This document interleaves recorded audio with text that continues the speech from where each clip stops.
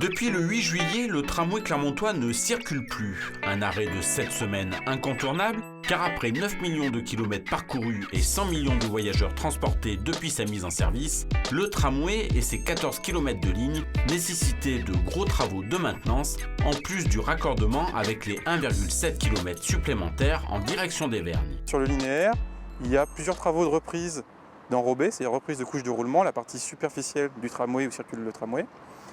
Donc là, il y en a au niveau de la rue du Pont de Néra, au niveau du rond-point des pistes, et également au niveau de Margeride, au niveau du campus des CESO. Ça, c'est les premiers travaux de reprise. Ensuite, il y a les reprises du Pont de Néra, c'est-à-dire que là, on reprend l'étanchéité et la couche de roulement, la partie supérieure de la plateforme du tramway. Autre soin nécessaire, des travaux de linéaire, notamment sur les boîtes à eau qui permettent l'évacuation des eaux de pluie. Des pontages pour boucher les fissures sur la plateforme, le remplacement d'une armoire de signalisation ferroviaire au niveau de la place Gaillard, ainsi que la démolition de la passerelle de Croix de Néra, permettant le rehaussement de la ligne aérienne de contact. Cette mise à l'arrêt, c'est également l'occasion de se pencher sur la maintenance des 25 rames au terminal de Champratel. En fait, il y a 3 grandes familles de maintenance traitées. Des maintenances d'infrastructures sur la ligne que l'on fait habituellement. Par exemple, une fois par an au minimum, on fait un contrôle de la ligne aérienne de contact. Et ben, on a profité de ces 7 semaines pour faire cette opération.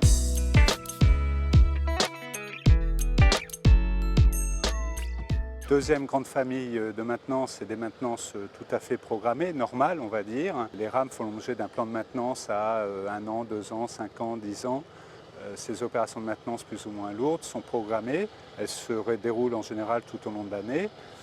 On a choisi là aussi de profiter de ces 7 semaines d'interruption pour concentrer un ensemble d'opérations de maintenance qui devaient être faites sur l'ensemble des rames.